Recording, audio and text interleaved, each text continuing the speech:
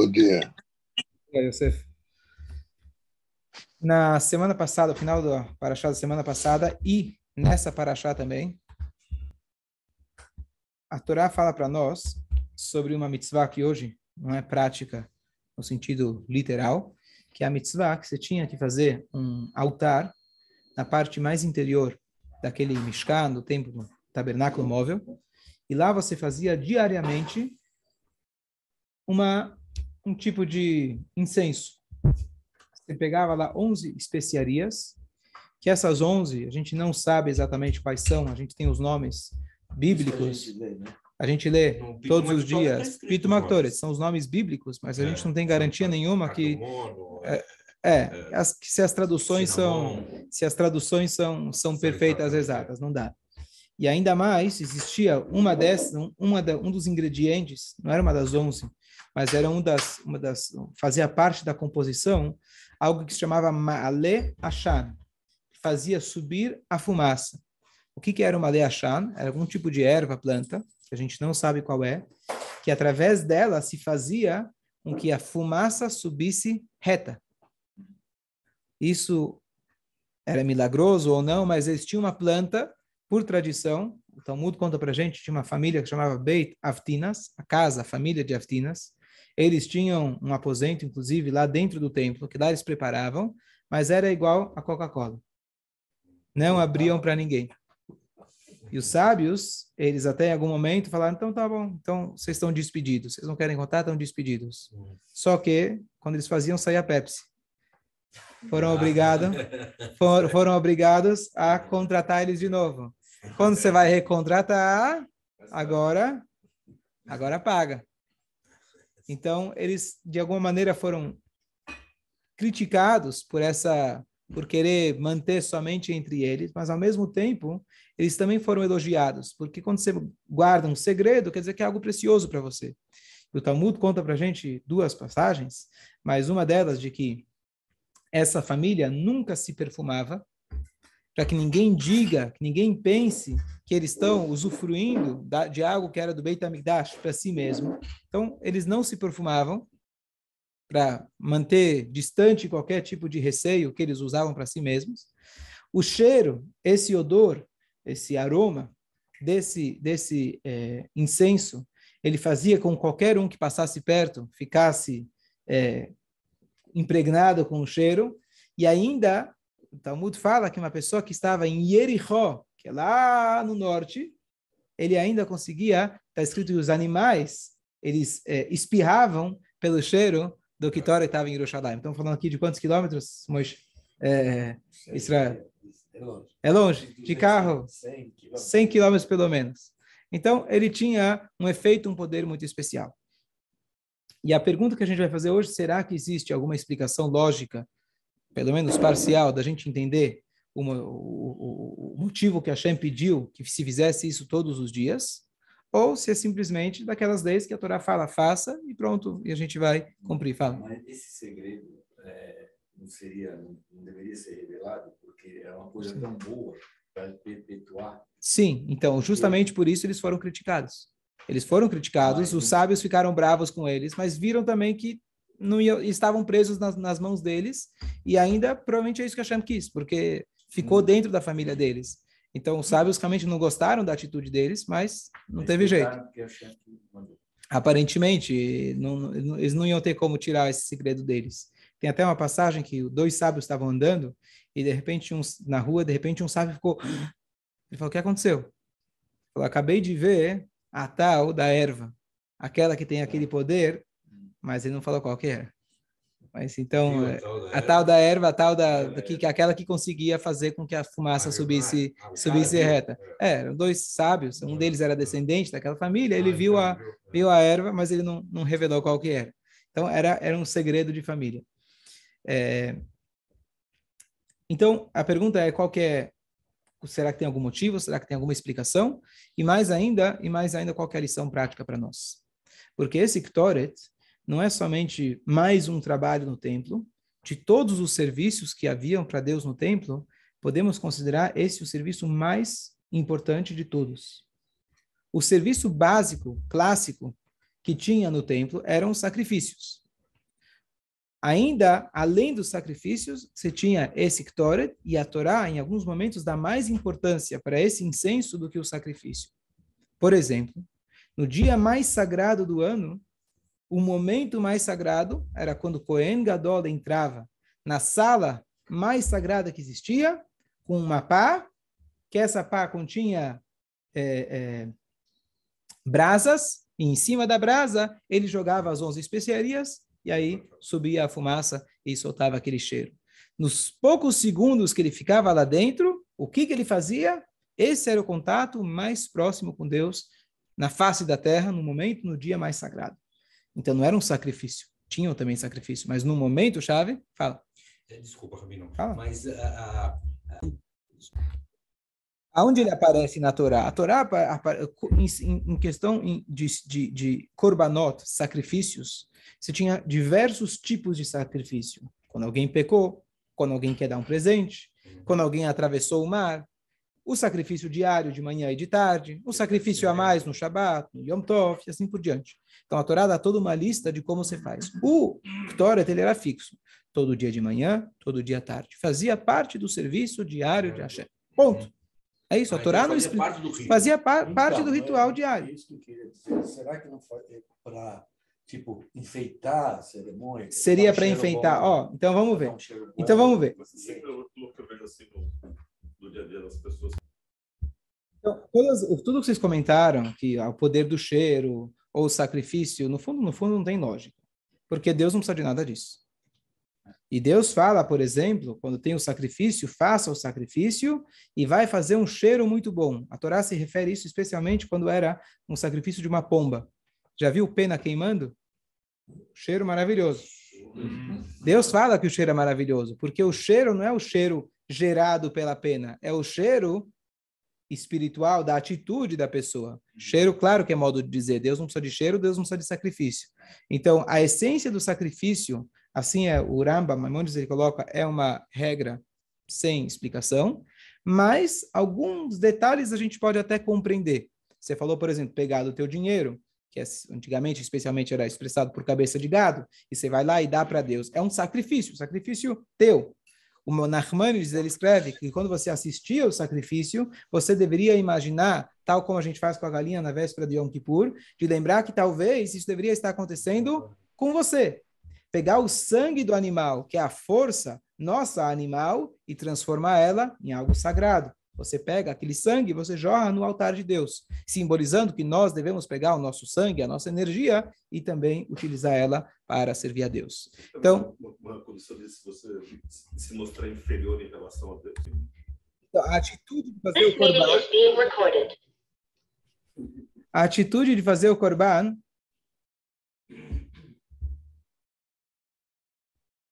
a atitude de fazer o korban, sem dúvida nenhuma, é um serviço. Serviço, por definição, significa eu estou aqui para reconhecer que Hashem é infinitamente maior do que eu. É exatamente isso. Agora, o detalhe, por que um korban? Então, como eu falei, alguns detalhes a gente pode até compreender, mas no fundo, você vai perguntar por que Hashem precisa disso? Porque Hashem precisa de qualquer coisa que a gente faça. Hashem não precisa de nada. Mas assim, ele deu para a gente a Torá, e esse é o serviço que a gente faz. Já em relação ao cheiro, a Torá não é muito específica, falando, faça o cheiro, faz parte do ritual.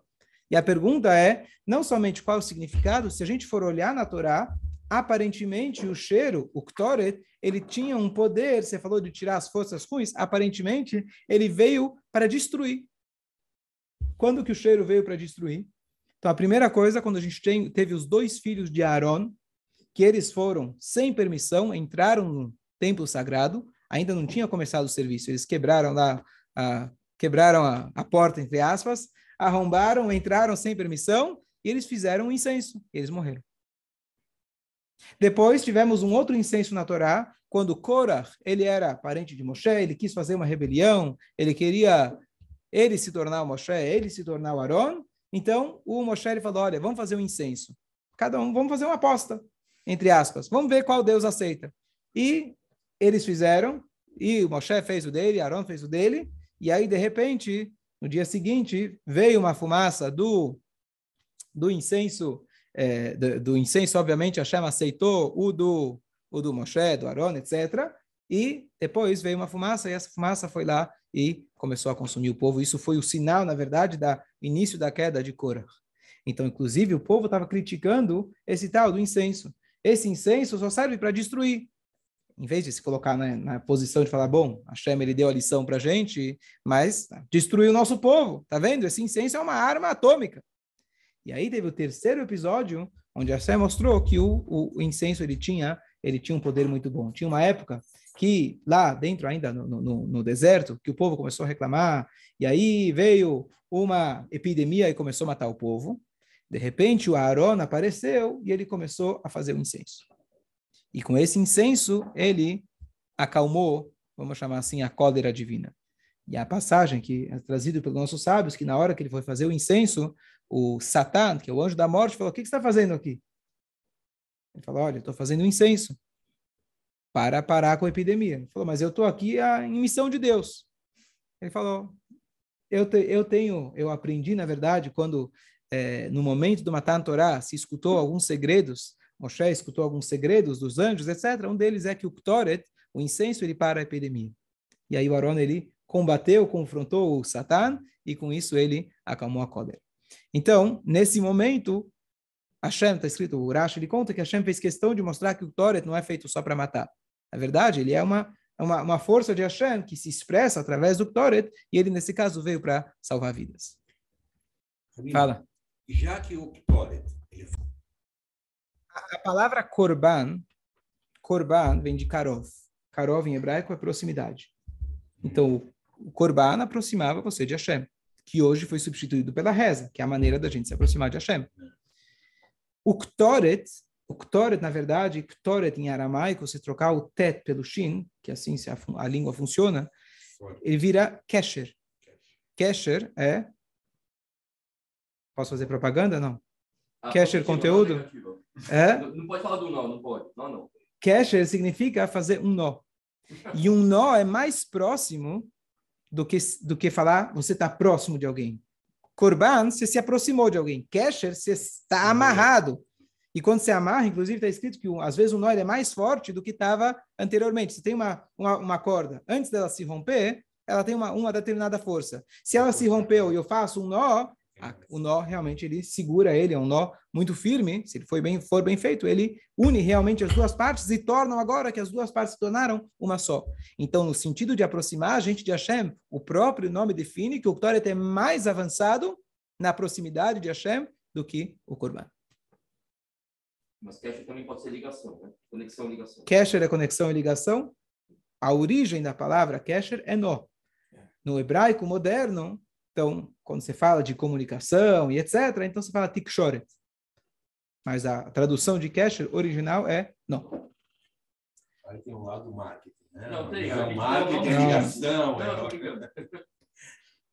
Então, aqui tem uma explicação muito interessante. Eu queria só fazer uma introdução para vocês entenderem a grandeza da explicação, não é minha, mas do que a gente vai explicar. Olha que interessante. O Maimônides, na sua época, o grande desafio da juventude na época era a filosofia. A época da filosofia, os grandes filósofos, era na época do Rambam. E hoje um judeu, às vezes, fala, para que eu preciso de Deus? Eu tenho a ciência. Para que eu preciso de Deus se eu tenho o meu celular?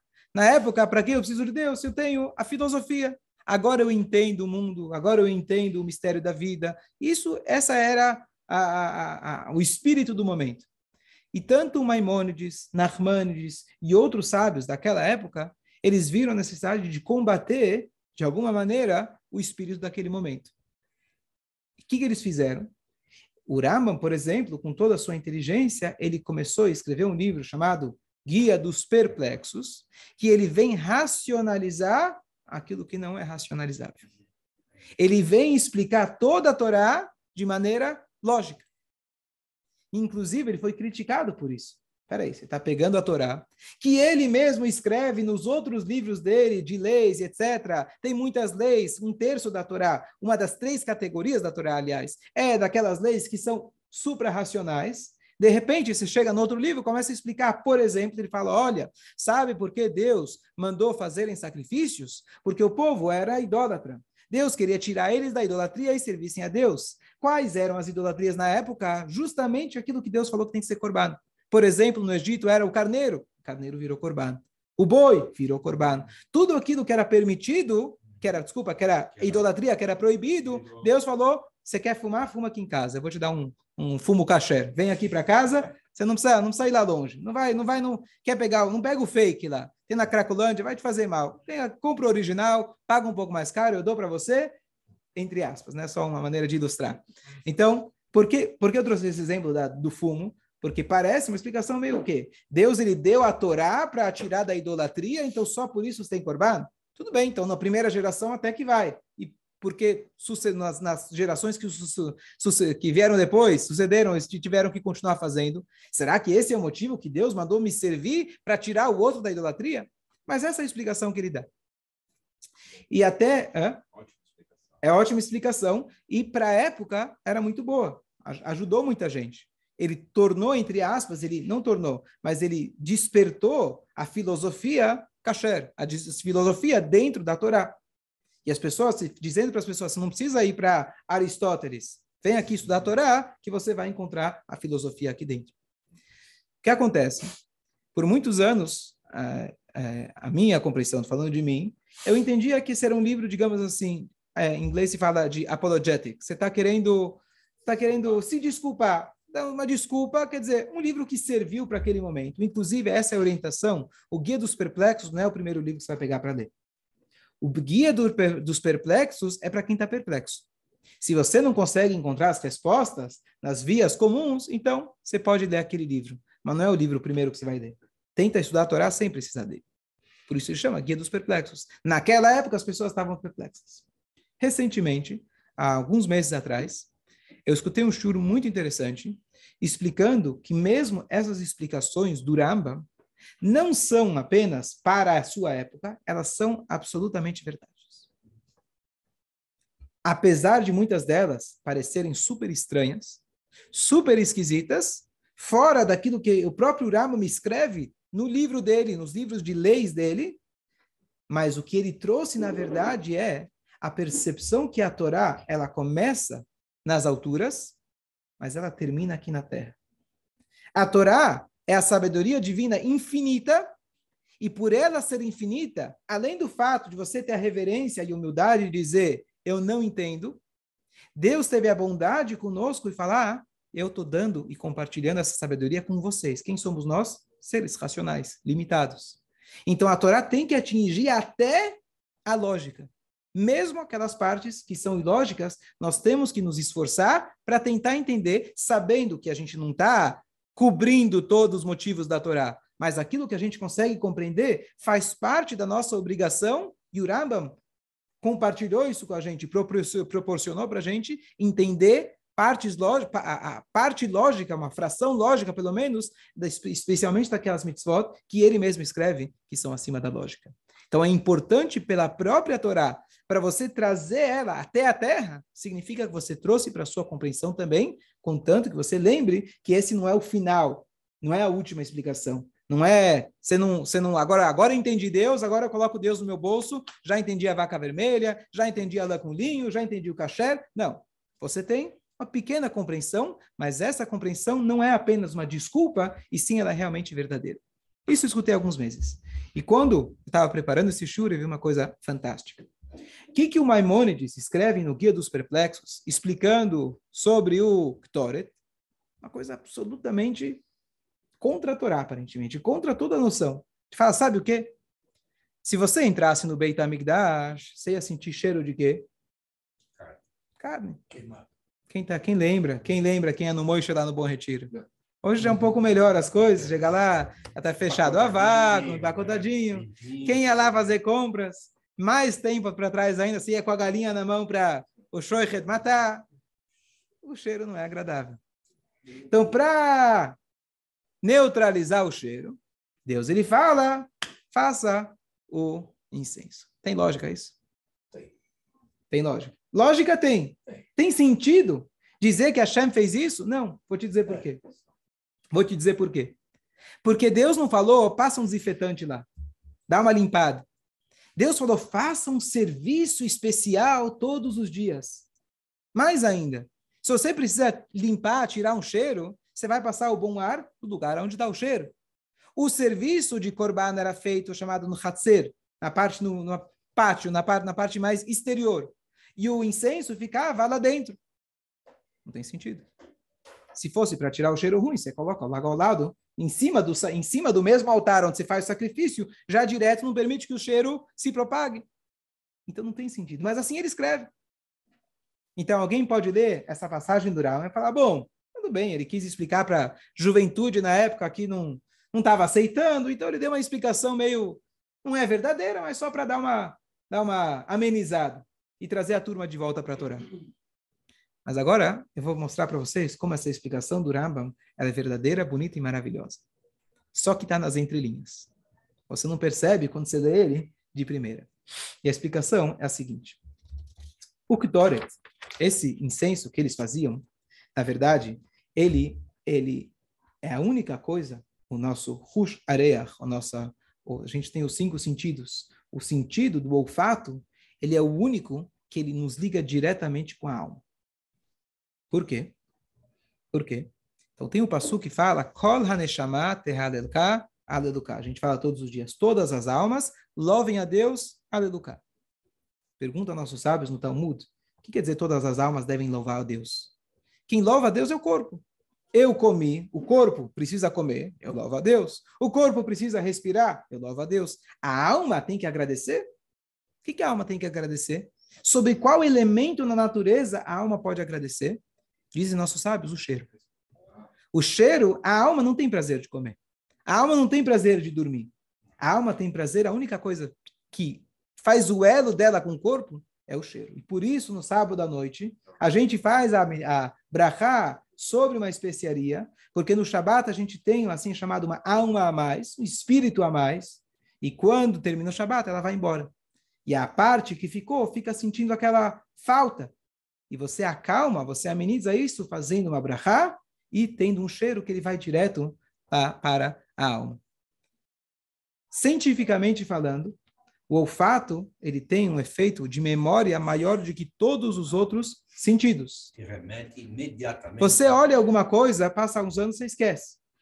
Quando você cheira alguma coisa, imediatamente, como você falou, você cheira algum sabor da infância, que aquilo ficou lá, imediatamente você lembra. Assim, a ciência explica, porque ele, na verdade, é o que está mais direto, ele tem um canal direto para o cérebro. Ele não precisa passar por pagar pedágio, filtro no meio do caminho. Então, por isso, essa explicação científica. Qual a explicação bíblica? Qual a explicação verdadeira? Quando a Rava comeu do fruto proibido, 4 dos seus 5 sentidos usufruíram. Ela ouviu, audição, o que a cobra falou. Ela viu o fruto, está escrito vateire, ela viu que o fruto era bom. Ela pegou, pegou o fruto na mão, e ela ingeriu, ela sentiu o sabor. Qual foi o único dos 5 sentidos que não participou? Foi o cheiro. E por isso o cheiro ficou reservado, ele ficou puro, ficou intacto, e ele ainda tem um efeito direto na nossa Neshama. E Hashem dá vida através do sopro. Perfeito, muito bom. Alguém tinha comentado isso, que Hashem dá vida através do sopro. Perfeito. Talvez por isso que Hashem manteve pelo menos um dos 5 sagrado, manteve um deles limpo, etc., porque talvez se ela tivesse cheirado, ela teria cortado todo o oxigênio dela com Hashem, todo o elo dela com Hashem, possivelmente. Boa. Então, vamos voltar aqui. O cheiro, ele tem um poder direto sobre a nossa alma. Agora, olha que interessante. No sentido mais abrangente, o que significa o cheiro? Às vezes, alguma coisa, por exemplo, já se decompôs. O que você sente? Cheiro. O cheiro, ele simboliza, da mesma maneira, quando a gente já não tem alguma coisa, passaram-se muitos anos, de repente você cheira, te remete imediatamente lá atrás. O cheiro é aquela memória, aquilo que fica depois que todo o resto já acabou. Esse é o cheiro. Se eu estou sentindo um cheiro ruim, no sentido mais abrangente, no sentido, alguma coisa não me cheira bem. Quer dizer, não cheira bem, eu não estou vendo nada. Eu não tenho como te apontar, eu não tenho como mexer, eu não tenho como sentir, eu só não me cheira. Eu tenho uma sensação. Eu tenho uma sensação, certo? É aquela sensação que fica.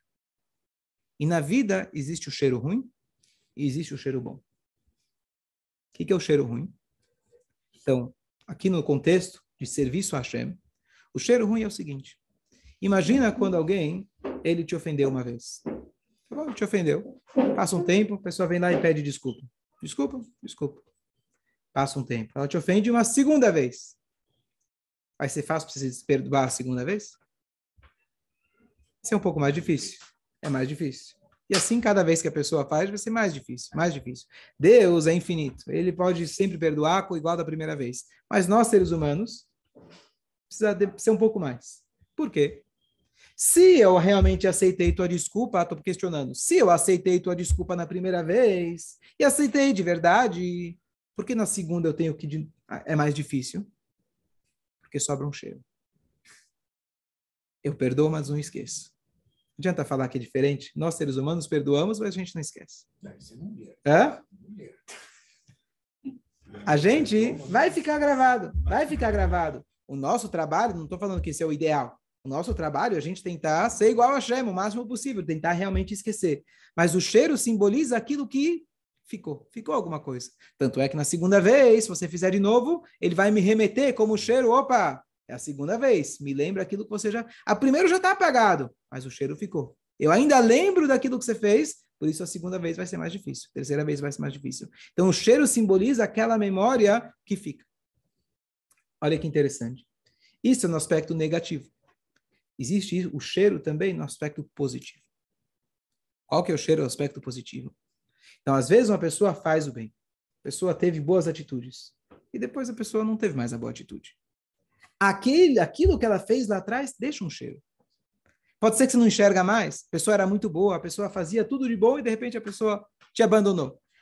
As coisas que ela plantou, os atos nobres que ela teve, vão ficar.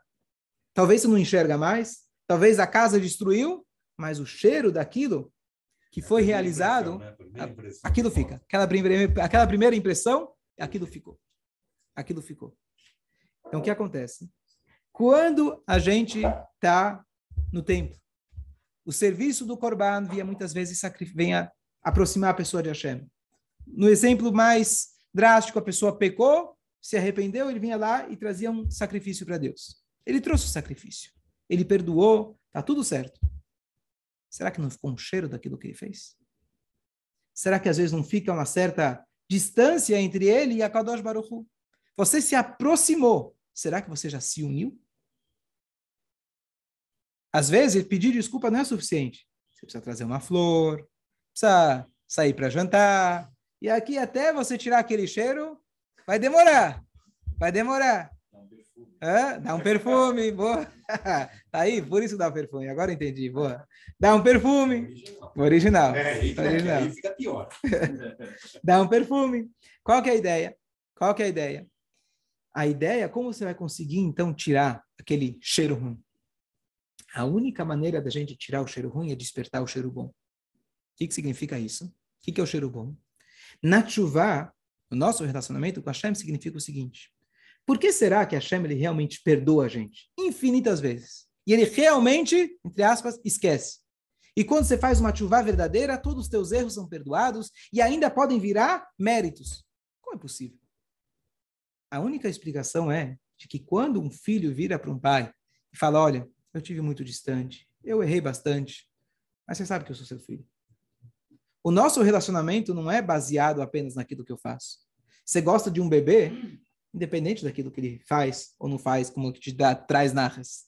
Um pai e filho, a conexão que você tem é uma conexão muito acima das expectativas. Claro, a pessoa cresce e você tem as expectativas. Você espera uma via de duas mãos, mas o contato verdadeiro é acima de tudo isso. Quando o Yehudi ele fazia o Ktoret, ele fazia aquele incenso, ele estava dizendo e declarando para Deus, Deus, eu errei, é verdade, mas eu quero te contar que eu nunca esqueci do cheiro bom. Você sabe muito bem que o meu relacionamento com você, ele é puro, intacto, igual como a Chava, ela pode ter errado em tudo, mas o cheiro ficou. Existe uma parte da minha alma que nunca quis pecar. Existe uma parte da minha identidade, do meu ser, que nunca quis se afastar de você. Não é possível um pai e um filho brigarem. Não é possível. Naturalmente isso não acontece. Mas a gente tem o nosso instinto que encobre a nossa natureza verdadeira. A natureza normal, você vê no reino animal, um filho se aproxima do pai, a mãe cuida do filho e assim por diante. Essa é a natureza. Mas Hashem colocou para a gente o livre-arbítrio, colocou o outro lado que nos desafia e a gente acaba esquecendo quem nós somos. Por isso é muito importante a gente lembrar que a Torá não é um livro de imposições. A Torá é o guia para a gente lembrar quem nós somos. Todas as mitzvot estão aqui para lembrar a gente se comportar de acordo com a nossa verdadeira identidade. Quando um Yehudi peca, não existe pecar de verdade. Pecar significa você teve um espírito de bobeira. Você, por um momento, esqueceu quem você era. Por isso, chega o pai, pode ter uma vida inteira que eles estavam, Deus nos livre, distantes. Se no último instante o filho fala, desculpa, papai, o pai vai perdoar, porque ele sabe que lá é realmente o filho da maneira verdadeira. Ele pode ter a vida inteira se demonstrado diferente, mas naquele momento se revelou quem realmente ele é. E é isso então que o Rambam tinha dito. Que o cheiro ruim, ele era abatido pelo cheiro bom. Ele não estava falando de passar desinfetante. Talvez os jovens da sua época entenderam que talvez seja essa a explicação. O Ktoret não era um desinfetante. O cheiro bom do Ktoret vinha tirar o cheiro ruim do sacrifício. Sacrifício tem cheiro ruim? Como assim? É um sacrifício para Deus. Sim, o sacrifício foi bom, mas às vezes sobra um resíduo. Às vezes sobra um cheiro ruim, a pessoa deu, mas não deu com todo o coração. Às vezes ele pecou e falou, sabe o quê? Deixa eu dar uma tzedakah e resolvi meu problema, está acabado. Fui até o templo, dei o meu cabrito, resolvi o meu problema. Eu estou cheio de cabrito, dá um para Deus, resolvi, pronto. Eu quero ter um ano bom, Rosh Hashanah a gente resolve as contas e garante o ano bom e está acabado.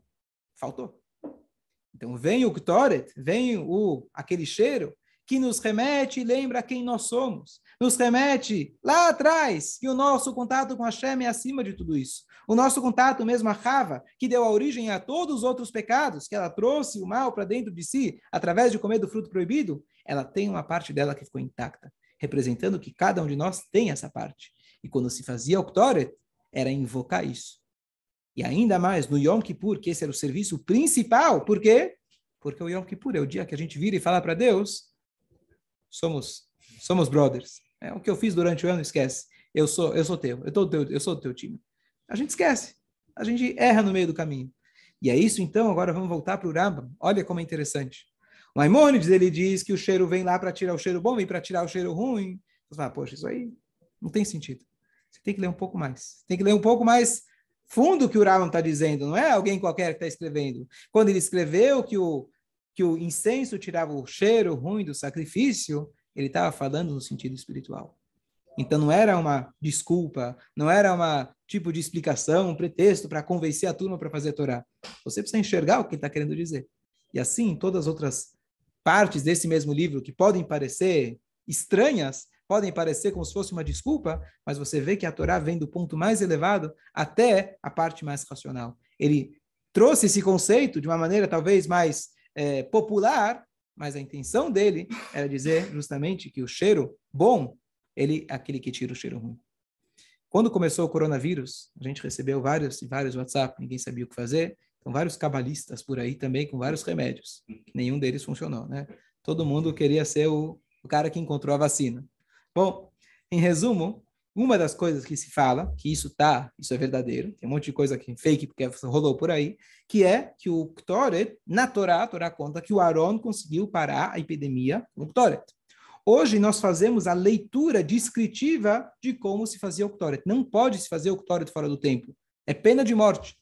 Era algo exclusivo. Com alguém, com algum Rahamim, okay. Se por causa do Covid, da época Sim. da pandemia, Sim. se pudesse fazer alguma coisa nesse sentido? Não, a Torá é bem clara, explícita, que primeiro que a gente não sabe exatamente quais são, e mesmo alguém que supõe, existe no instituto chamado Machon HaMikdash, em Israel, que eles fazem todos os estudos para tentar entender como eram os templos, etc. Tem exposição, miniatura do Beit HaMikdash. Eles tentaram, de alguma maneira, reaver os Ktoret, tem lá os potinhos, mas ninguém pode ter certeza absoluta. Mas, além disso, a Torá fala proibido fazer claramente, textualmente, não faça isso em casa. Só que é só aqui, não repita em casa com as crianças, não faça, é pena de morte repetir o Ktoret. Então, as pessoas fizeram o Ktoret, e eu comentei no Shabbat que em 2003 eu morava no Canadá, e lá teve a epidemia, que se pensava que era o fim do mundo, chamava SARS. Quem lembra do SARS? Sim. Começou em Toronto, onde eu estava. E quando eu fui voltar para Lara, depois de Pesach, minha mãe estava morrendo de medo, vai voltar. Voltei, Baruch Hashem, não aconteceu nada.